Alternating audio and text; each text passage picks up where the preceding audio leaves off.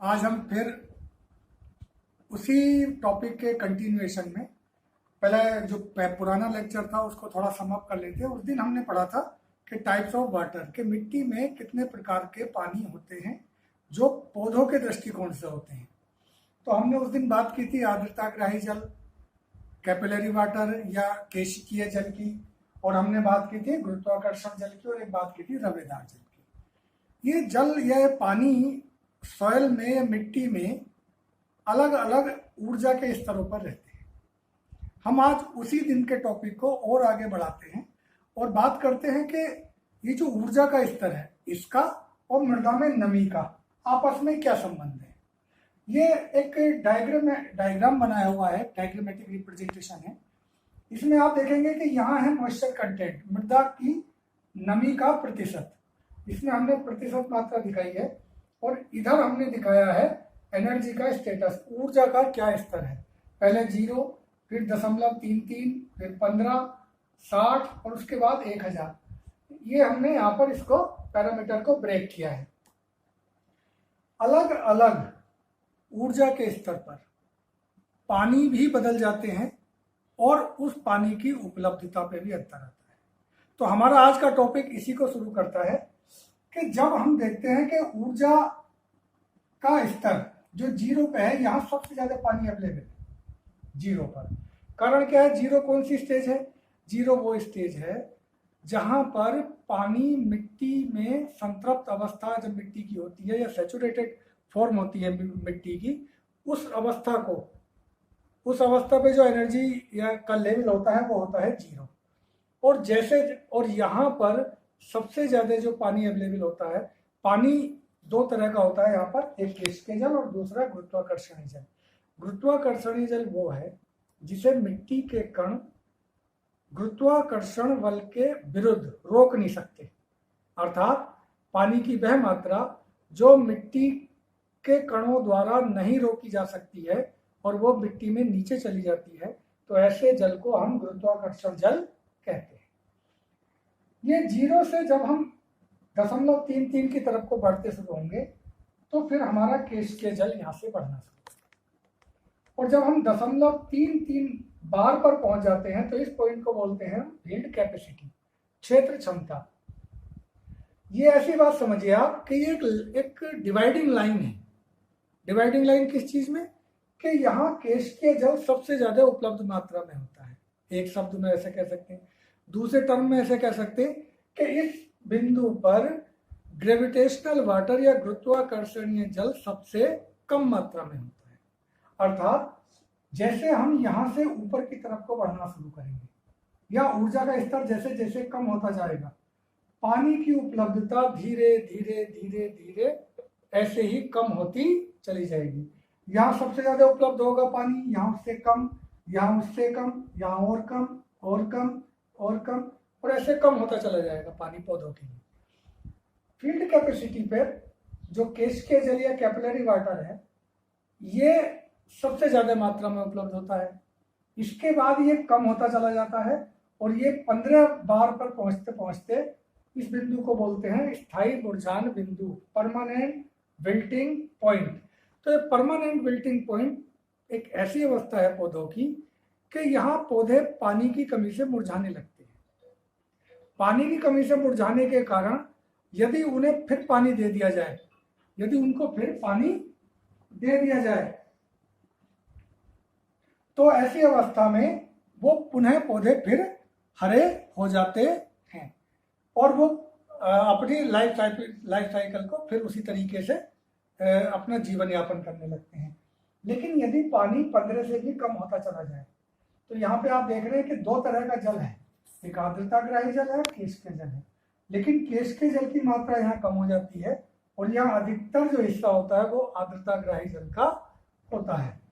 15 के बाद ये 60 तक पहुंचते पहुंचते 15 के बाद ये 60 तक पहुंचते पहुंचते ऐसी स्थिति हो जाती है जिसको हम अल्टीमेट विल्टिंग पॉइंट के नाम से जानते हैं। और ये अल्टीमेट विल्टिंग पॉइंट ऐसी अवस्था है जब पानी पौधों के लिए बिल्कुल उपलब्ध नहीं होता है, या इस अवस्था पे यदि पौधों को पुनः पानी दे भी दिया जाए तो पौधे हरे नहीं हो पाते हैं उनका जीवन चक्र वहीं पर रुक जाता है। इसके बाद जो पानी रहता है मिट्टी में वो केवल वेपर फॉर्म में मूवमेंट करने वाला होता है, जिसे आर्द्रताग्राही जल कहते हैं। और इसके बाद ये एक हाइग्रोस्कोपिक कोफिशिएंट आर्द्रताग्राही स्थिरांक या गुणांक है।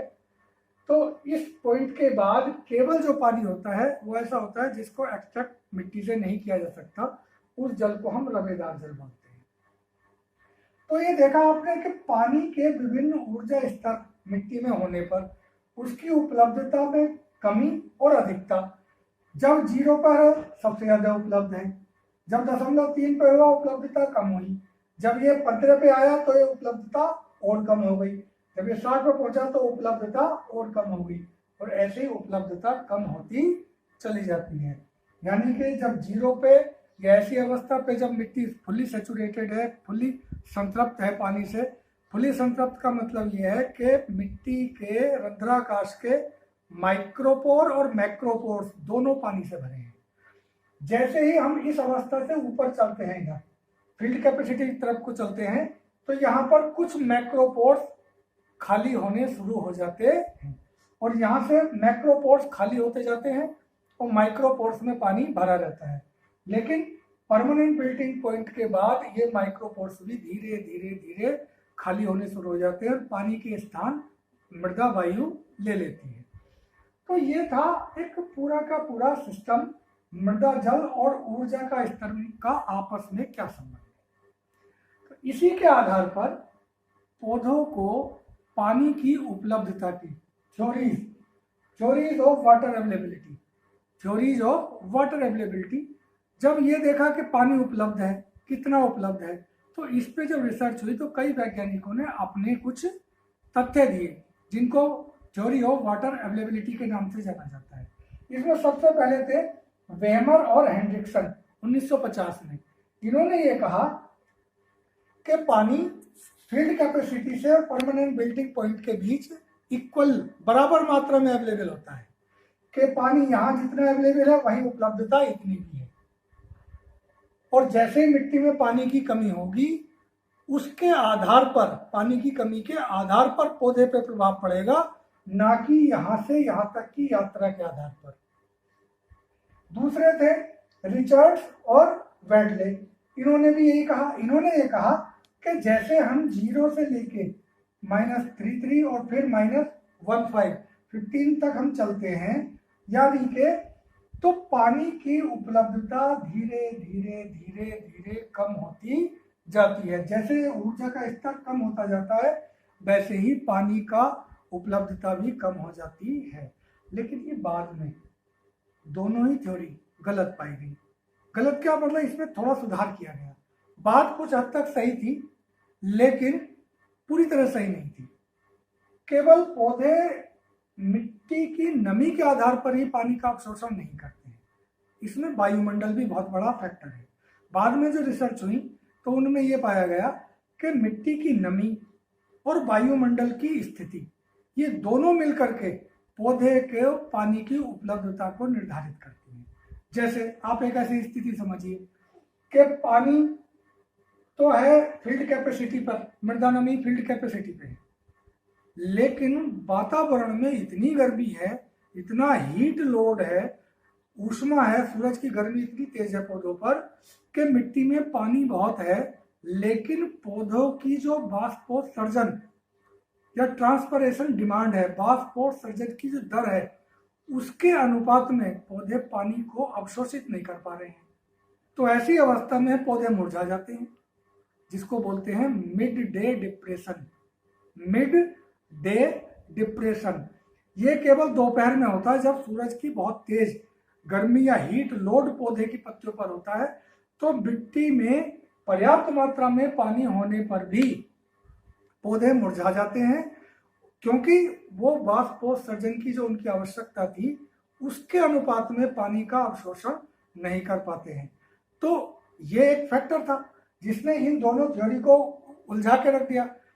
लेकिन अब इसको ऐसा देखा जाए कि वाटर अवेलेबिलिटी या पौधों को जो उपलब्धता थी वो थ्योरी वो भी सही है काफ़ी हद तक, लेकिन उसमें अगर वातावरण वाले एस्पेक्ट को भी जोड़ दिया जाए कि जो एनवायरमेंटल कंडीशन है, वातावरण की अवस्थाएं हैं, गर्मी है, तेज हवा है, बहुत तेज धूप है, आपेक्षिक आर्द्रता है, ये चारों फैक्टर भी डिसाइडिंग होते हैं पौधे को पानी की उपलब्धता पर। तो अब जो थ्योरी है वो ये कहती है कि मृदा में नमी धीरे धीरे धीरे जैसे जैसे पानी की ऊर्जा का स्तर कम होता जाता है, उसकी उपलब्धता पौधों को कम होती जाती है। साथ ही साथ वायुमंडल के जो कारक हैं, जिसमें तापक्रम, हवा की गति और आपेक्षिक आर्द्रता, ये तीनों फैक्टर भी पौधों को नमी या पौधों को पानी उपलब्ध कराने में बराबर के जिम्मेदार हैं, और यही हमें पानी की उपलब्धता की थ्योरी जो है ये बताती है। तो हमारा अभी तक का इरिगेशन चैप्टर से 2 चीज पूरी हो गई हैं। अब हमारा जो इसके बाद वाला चैप्टर शुरू होगा टॉपिक, वो होगा वाटर रिक्वायरमेंट ऑफ क्रॉप, फसल की जल मांग, फसल की जल मांग तथा जल मांग को प्रभावित करने वाले कारक। और इसके साथ दूसरा टॉपिक इसी में जुड़ के बनेगा वाटर यूज इफिशिएंसी, जल उपयोग क्षमता। इनको हम अपने नेक्स्ट लेक्चर में लेंगे। अगर वीडियो पसंद आए तो सब्सक्राइब कीजिएगा, लाइक कीजिएगा। Thank you.